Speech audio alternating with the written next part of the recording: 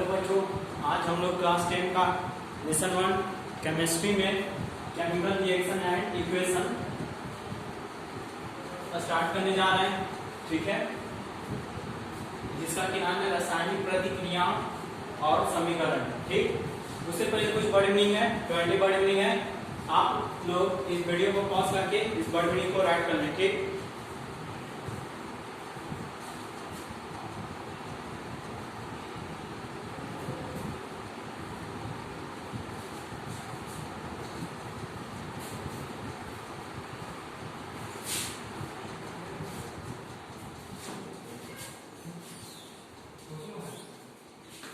हाँ, तो आप लोगों ने वर्ड मीनिंग को राइट कर लिया होगा, तो हम लोग अब आगे बढ़ते हैं।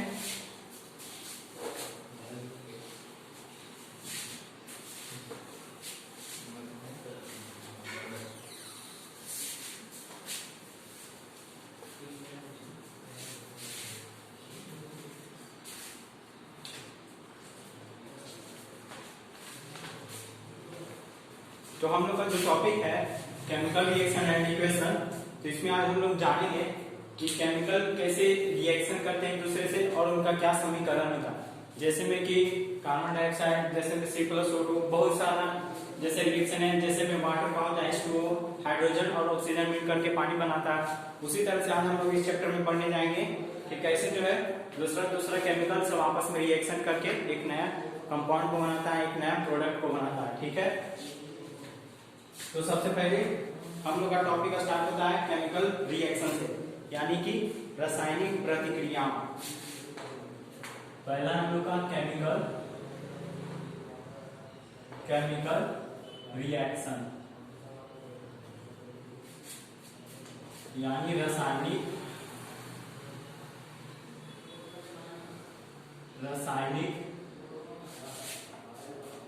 प्रतिक्रिया।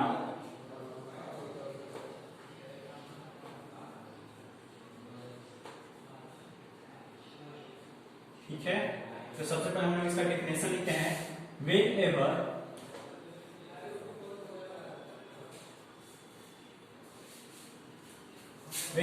a chemical change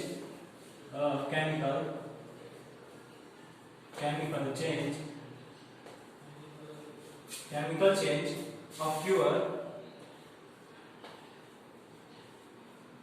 we can say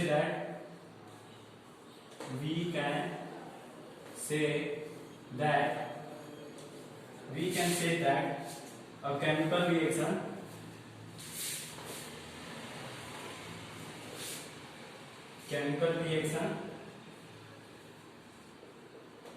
reaction has taken place.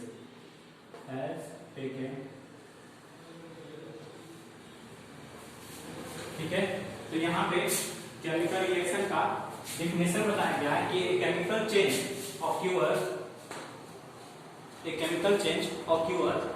When we can say that a chemical reaction, जब किसी भी मतलब कि केमिकल में जब उसका अपना स्टेट में परिवर्तन होता है। जैसे में मान के चलिए कि एक बर्फ है, बर्फ क्या है, पानी का जमा हुआ भाग है, तो बर्फ क्या है, तो एक बर्फ है। ठीक, उसको हम लोग कुछ देर के लिए गर्म करते हैं या फिर धूप में छोड़ देते हैं, तो बर्फ जो है धीरे धीरे पिघल जाता है। ठीक है, यानी क्या हुआ कि वो सॉलिड स्टेट से लिक्विड स्टेट में कन्वर्ट हो गया।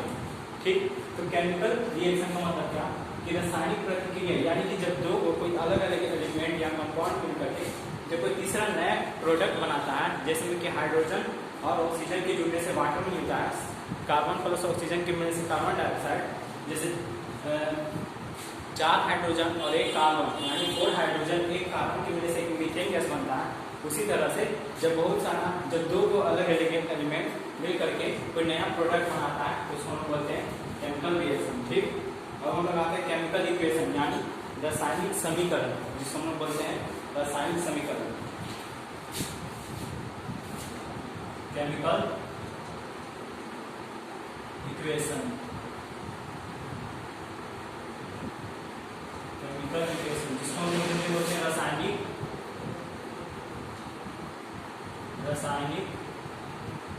समीकरण।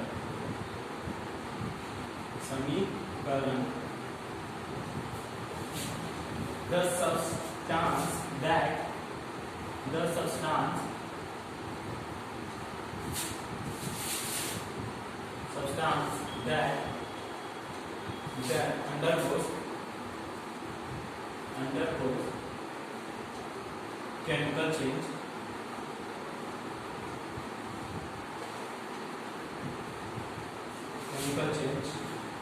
in the reaction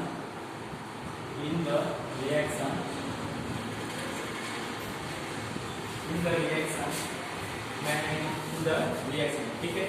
जैसे एग्जांपल में magnesium plus oxygen magnesium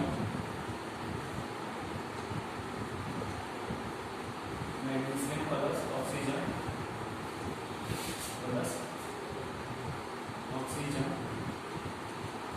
gives magnesium oxide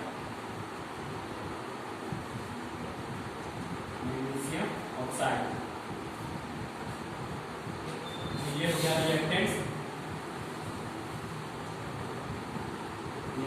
ये हो गया फ्लोरोकार्बन्स। तो यहाँ पे है केमिकल इक्वेशन यानी रासायनिक समीकरण। तो इसमें बताया गया the substance that undergoes chemical change, यानी कि वैसा तत्व जिसमें कि उसका तत्व जिसमें कि उसका अवस्था में परिवर्तन आता है, यानी उसका रूप में परिवर्तन आता है। जैसे में कि मान चलिए यहाँ पे मैग्नीशियम प्लस ऑक्सीजन, जब हम लोग मैग्नीशियम को और ऑक्सीजन को जोड़ेंगे तो हम लोग को क्या मिलेगा, मैग्नीशियम ऑक्साइड। रिएक्टेंट किसको बोलेंगे, जिससे हम लोग अभिक्रिया कराने वाले, यानी जिससे हम लोग रिएक्शन कराएंगे उसको बोलेंगे रिएक्टेंट, जिससे हम लोग रिएक्शन करा रहे हैं। अब प्रोडक्ट कौन होगा, जो कि उसका रिएक्शन के बाद जो हम लोग को सब्सटेंस मिलेगा, जो नया एलिमेंट मिलेगा, उसको हम लोग बोलेंगे क्या, प्रोडक्ट। हम लोग का अगला टॉपिक है बैलेंस केमिकल इक्वेशन यानी संतुलित रासायनिक समीकरण। Balance chemical equation, balance chemical equation यानी संतुलित रासायनिक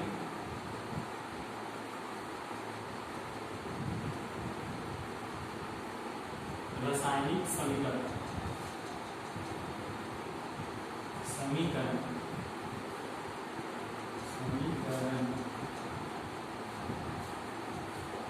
ठीक है। यहाँ पे दिया गया है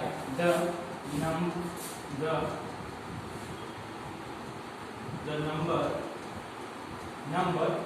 number atoms of each element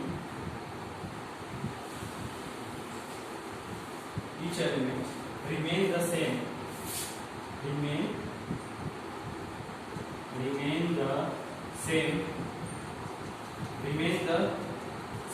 before and after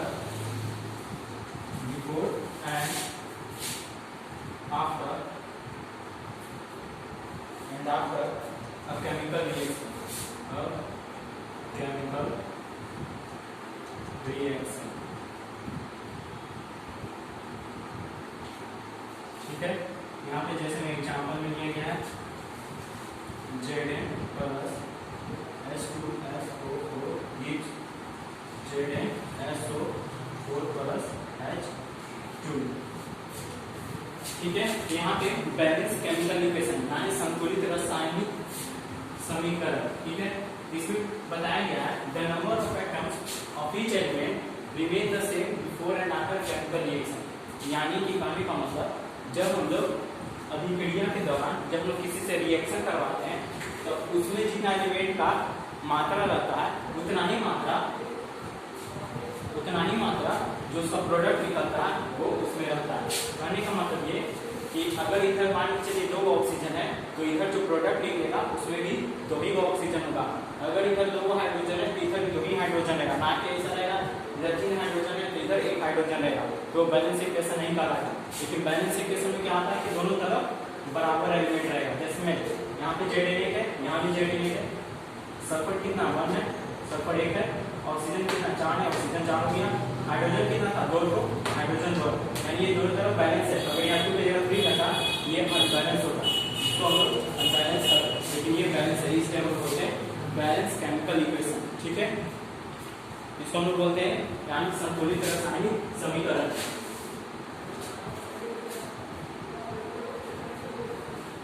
अब हम लोग का नेक्स्ट टॉपिक है टाइप्स ऑफ केमिकल रिएक्शन, यानी रासायनिक प्रतिक्रियाओं के प्रकार।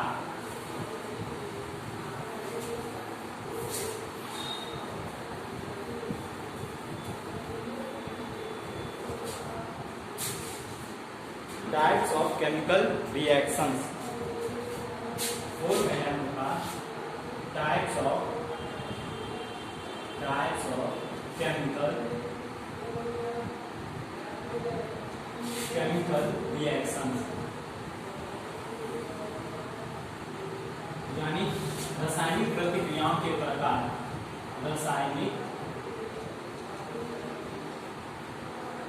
रासायनिक प्रतिक्रियाओं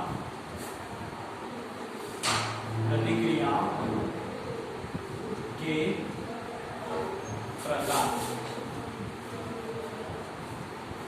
रासायनिक प्रतिक्रियाओं के प्रकार। ठीक है, तो इसमें हम लोग केमिकल रिएक्शन के प्रकार के बारे में हम लोग बात करेंगे।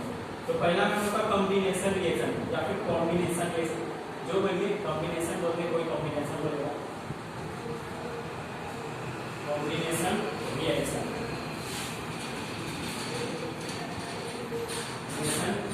यानी मेल प्रतिक्रियाओं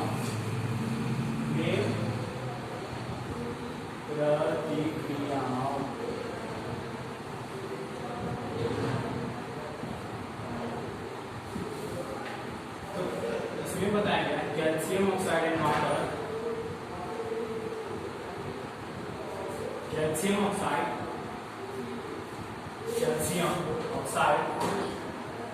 and water, calcium oxide and water combine to form a single product,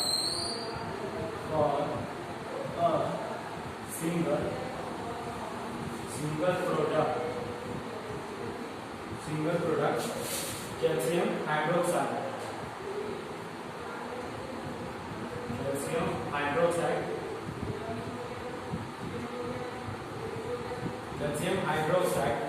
such a reaction in which single product, such a reaction in which a single product, जैसे एग्जाम्पल में है C+O2 gives CO2, एक और है H2 plus gives H2O।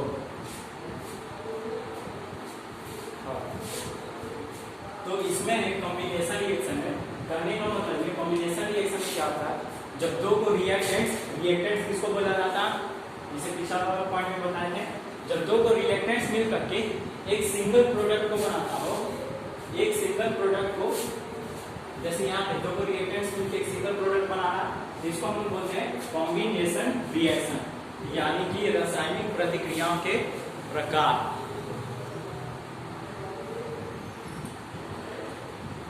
यानी कि जब दो को अलग अलग रिएक्शन, यानी कि दो को जब अलग अलग एलिमेंट मिल करके कोई तीसरा कंपाउंड बनाता है, लेकिन वो एक वो गुणन रहेगा, उसको हम लोग बोलते हैं कॉम्बिनेशन रिएक्शन। जब दो को अलग अलग प्रोडक्ट मिलके एक नया कंपाउंड को बनाता है, एक नया एलिमेंट को बनाता है, उसको हम लोग बोलेंगे कॉम्बिनेशन रिएक्शन। ठीक है,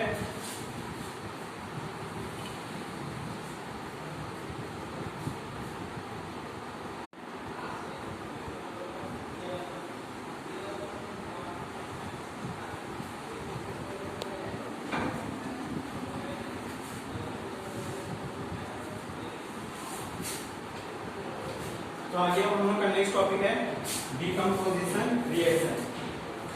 नेक्स्ट टॉपिक है डीकंपोजिशन।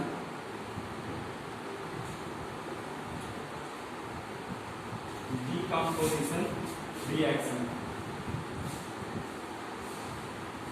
यानी अपघटन प्रतिक्रिया। अपघटन प्रतिक्रिया।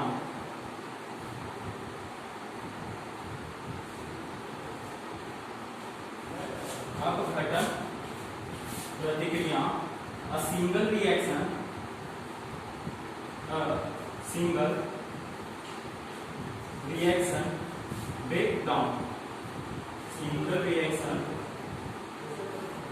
break down to give simpler product.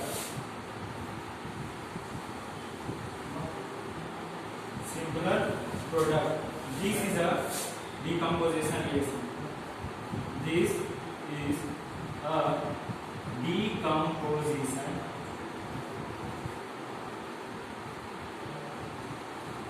reaction. इसको हम लोग बोलेंगे decomposition reaction। जैसे एग्जाम्पल में है CaCO3 gives CaO plus CO2। इसमें हम लोग का क्या था, कॉम्बिनेशन रिएक्शन है कि दो जब रिएक्टेंट मिलकर के एक सिंगल प्रोडक्ट बना रहा था, ठीक। लेकिन डिकम्पोजिशन रिएक्शन क्या इसका ठीक उल्टा होता है, एक रिएक्टेंट मिलकर के दो प्रोडक्ट का निर्माण करता है, ठीक है। यानी कि कहने का मतलब ये single reaction break down to give simpler product. यानी कि एक सिंगल रिएक्शन है, ये जो है टूटने के बाद अपने से मतलब कि दो प्रोडक्ट का निर्माण करता है, यानी कि दो प्रोडक्ट को बनाता है, उसको हम लोग बोलते हैं डिकम्पोजिशन रिएक्शन। यहाँ पे हीट होगा, गर्म करने के बाद ये जो दो प्रोडक्ट का निर्माण करता है। समझिए कि सेम जैसे बर्फ का टुकड़ा की तरह, जैसे में कि बर्फ है, उसको हम लोग गर्म किए तो क्या हुआ, एक तो हम लोग को पानी मिला और कुछ वेपर बन के उड़ गया। वेपर बन के कुछ उड़ा, थोड़ी ना कि सब पानी में कन्वर्ट हो जाएगा, कुछ तो वेपर बन के उड़ेगा, कुछ वाटर के फॉर्म में आएगा।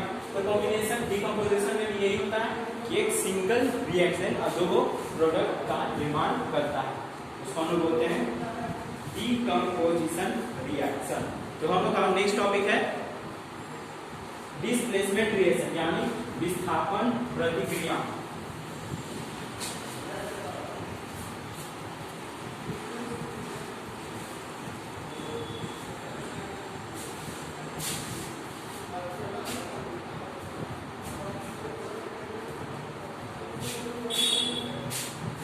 तो हम लोग का तीसरा पॉइंट है डिस्प्लेसमेंट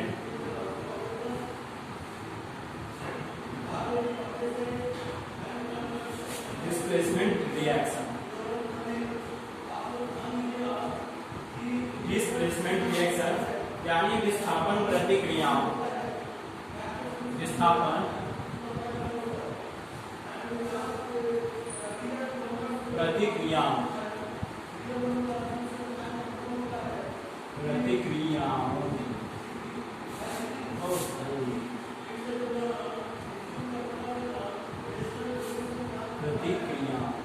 ठीक है। तो इसका definition in this reaction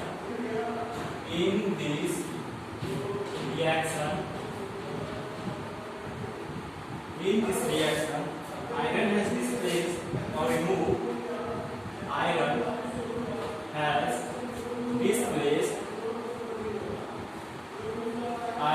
displaced or removed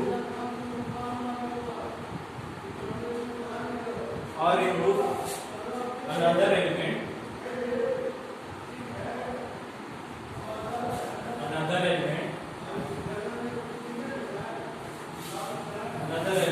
copper from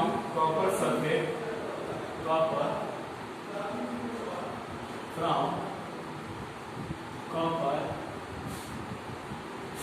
sulfate solution। copper sulfate solution copper sulfate solution.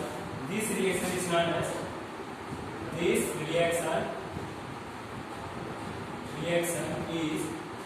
known as displacement reaction. Displacement reaction, ठीक है। यानी कि कहने का मतलब ये displacement reaction विस्थापन प्रतिक्रिया।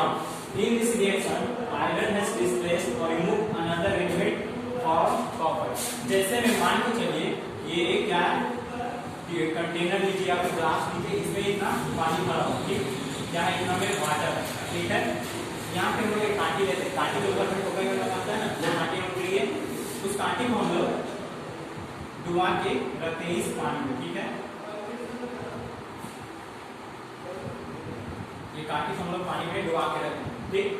कुछ दिन के बाद 5 या 6 दिन या फिर 10 दिन के बाद इसमें क्या होगा, इस कांटी में पानी था इतना, तो इसी कांटी में क्या होगा,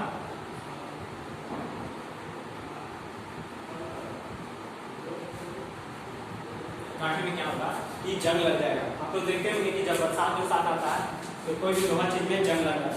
तो डिस्प्लेसमेंट रिएक्शन का कहने का मतलब ये, जैसे में पहले कांटे क्या चीज था, in this reaction iron has displaced और remove another element copper from copper sulphate. यानी कि ये जो पहले जो था कांटे जो था कॉपर से वो कॉपर सल्फेट में कन्वर्ट हुआ। यानी कि कहने का मतलब आप लोग जैसे में कि एक लोहा होगा तो कैसा काला रहता था, काला रहता था, वही बरसात पड़ता है तो उसमें जंग लगने के दौरान मैरून कलर का या रेडी कलर का उस पर एक लेयर चढ़ता है, ठीक। तो उसको बोलते हैं हम लोग डिस्प्लेसमेंट रिएक्शन। कहने का मतलब ये कि जो उसका रिएक्शन था वो अलग रूप में हो गया। जैसे में कि कैंडल था, कैंडल जलाने के बाद कैंडल जो है लिक्विड के रूप में किया, पूरा कैंडल खत्म भग गया, तो वो क्या हुआ, कोई डिस्प्लेसमेंट रिएक्शन हुआ। यानी कि उसकी जगह कोई दूसरा रूप आ गया, कांटी वही है लेकिन उसमें जंग लग गया तो उसका कलर क्या हो गया, हल्का मैरून टाइप का, जिसको हम लोग ब्राउनिश कलर बोल सकते हैं, या फिर सॉइल का कलर, मिट्टी का कलर उसमें लग जाता है, क्या चीज जंग लगने के दौरान, ठीक है। जैसे जंग लगने के दौरान उसमें लगता है, ठीक। तो हम लोग का नेक्स्ट टॉपिक है डबल डिस्प्लेसमेंट रिएक्शन, यानी दोहरा विस्थापन।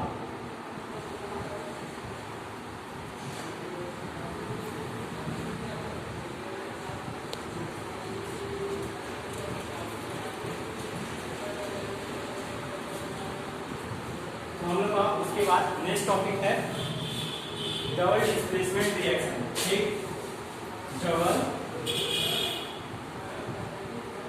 डबल डिस्प्लेसमेंट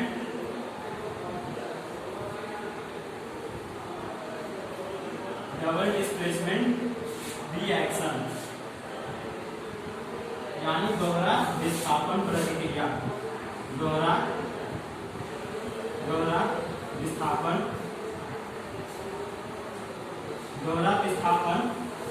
प्रतिक्रिया दोहरा विस्थापन प्रतिक्रिया, ठीक है। इसमें क्या होगा, such reaction in which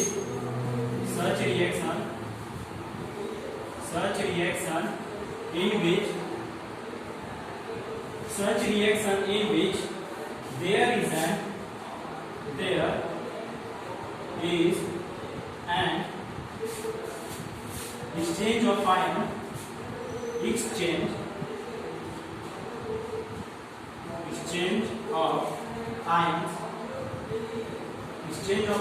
between the reactants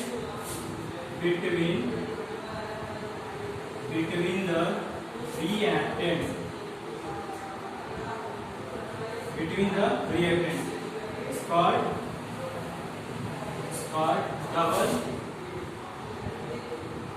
double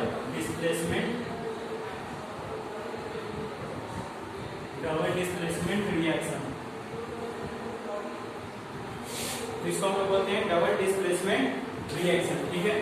तो डबल डिस्प्लेसमेंट रिएक्शन क्या है, दोहरा विस्थापन जिसको हम बोलेंगे, वैसा रिएक्शन जिसमें कि exchange of ion between the reactant, वैसा अभिक्रिया जिसमें कि रिएक्टेंट्स में उसका आयन्स में चेंजेस हो जाए। कहने का मतलब ये कि जैसे में कि अगर हम मान के चलिए जैसे मीथेन का क्या होता है CH4, मीथेन का क्या होता है CH4, तो जब हम लोग इसको रिएक्ट करवाएं तो इसका आयन जो है आयन कहने का मतलब ये कि जो एलिमेंट रहे कार्बन और हाइड्रोजन, मिथेन क्या CH4 है यानी कार्बन है, अच्छा हाइड्रोजन, तो इसका जो एलिमेंट है उसमें मतलब कि उसका आयन में चेंजेस होता है, उसका स्टेट में चेंजेस होता है, उसको हम लोग बोलेंगे डबल डिस्प्लेसमेंट रिएक्शन। ठीक है, अब हम लोग का नेक्स्ट टॉपिक है ऑक्सीडेशन एंड रिडक्शन, यानी ऑक्सीकारक एवं अपकारक। ऑक्सीडेशन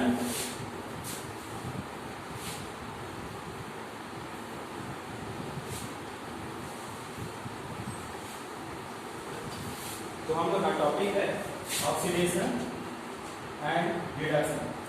पाया में है oxidation and reduction. Oxidation and reduction, ऑक्सीकरण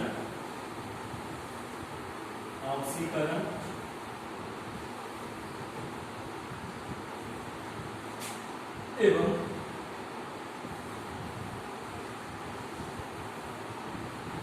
अपकरण।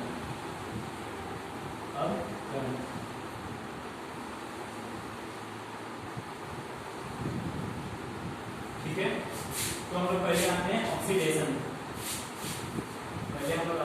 ऑक्सीडेशन तो ऑक्सीडेशन तो हम लोग का पहला पॉइंट ऑक्सीडेशन। इसमें क्या होता है, on reaction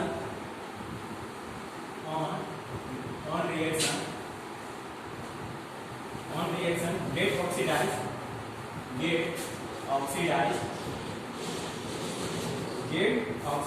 while the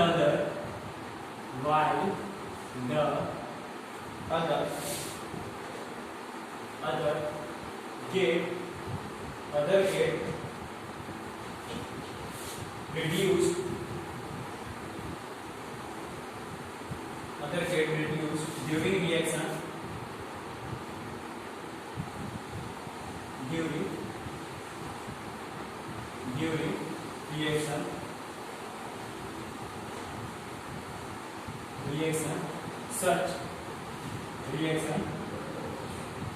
such reaction is called oxidation। तो हम लोग ऑक्सीडेशन रिएक्शन किसको बोलते हैं, जिसमें कि one reaction get oxidized while other get reduced, यानी कि जिसमें क्या होगा कि उसका भी एक में ऑक्सीजन का one reaction get oxidized while other get reduced during reaction। कहने का मतलब ये कि रिएक्शन के दौरान जब किसी में मतलब कि ऑक्सीडाइज हो जाए यानी उसमें ऑक्सीडेशन हो जाए, कहने का मतलब ये रिएक्शन के दौरान जब दो रिएक्टेंट्स मिलके रिएक्शन करेगा तो उसमें क्या होगा कि एक जो है मतलब कि जैसे में कि रिएक्शन मान के चलिए फॉर एग्जांपल निकालते हैं CuO plus H2 gives Cu plus H2O। तो कहने का मतलब ये इधर क्या इधर दो रिएक्टेंट्स है इधर प्रोडक्ट। ठीक, तो ऑक्सीडेशन का मतलब क्या होता है, इधर देखिए इधर कॉपर है, कॉपर इधर भी है, लेकिन ऑक्सीजन जो है वो कॉपर के साथ यहाँ पे बताया गया कि जुड़ा हुआ, लेकिन यहाँ पे ऑक्सीजन जो है वो हाइड्रोजन के साथ जुड़ा हुआ। तो इसमें ऑक्सीडेशन यानी इसमें फायदा किसको हो रहा है, हाइड्रोजन का, हाइड्रोजन को फायदा हो रहा है, कारण कि उसमें ऑक्सीजन ऐड नहीं था इस वाला में रिएक्टेंट्स में, लेकिन प्रोडक्ट में ऑक्सीजन इसके साथ है, तो फायदा किसको हुआ, इसको हुआ। तो जिसको फायदा हो जाए, कहने का मतलब ये कि जिसमें रिएक्शन के दौरान ऑक्सीजन जाके ऐड हो जाए, रिएक्शन के दौरान ऑक्सीजन जाकर के ऐड हो जाए, यहाँ पे हाइड्रोजन में कोई ऑक्सीजन नहीं है, लेकिन वही जब प्रोडक्ट बनता है तो यहाँ का ऑक्सीजन इसका ऑक्सीजन जो है वो हाइड्रोजन के साथ ऐड हो जाता है, हाइड्रोजन के साथ आ जाता है और कॉपर अकेला रह जाता है। यानी ऑक्सीडेशन का मतलब ये रिएक्शन के दौरान ऑक्सीजन जो है वो किसी के साथ जब जाकर के जुड़ जाता है तो उसको बोलेंगे ऑक्सीडेशन।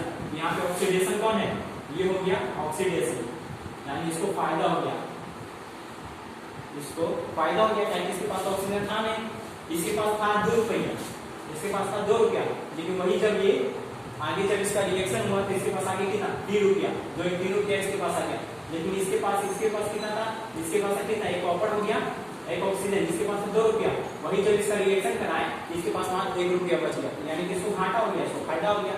तो जिसको फायदा हो गया उसको ऑक्सीडेशन बोलेंगे। ठीक, अब हम आते हैं दूसरा पॉइंट में, जिसका भी नाम है रिडक्शन। ऑक्सीडेशन रिडक्शन दोनों एक दूसरे से मतलब की कंबाइनिंग है। ठीक है, if substance lost oxygen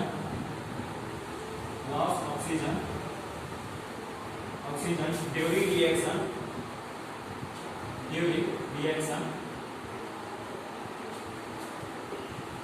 it is reduction।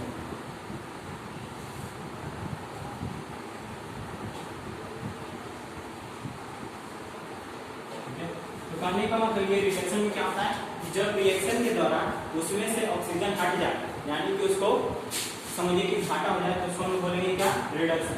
जैसे ऑक्सीजन जो है यहाँ पे नहीं ऑक्सीजन, यहाँ पे रिडक्शन किसका हो गया, इसका रिडक्शन हो गया,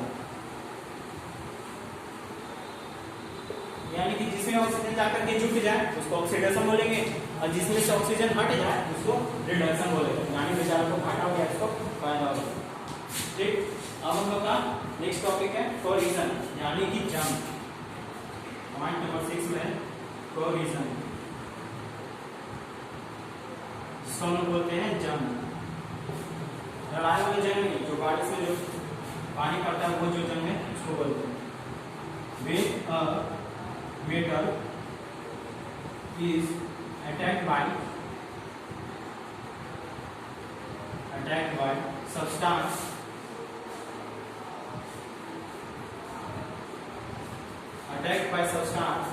around it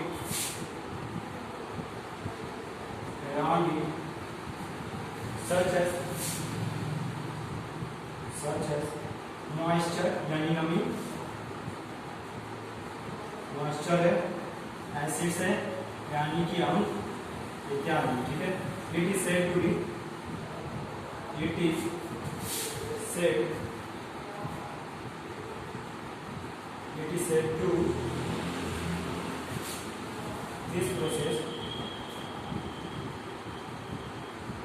this process is called corrosion.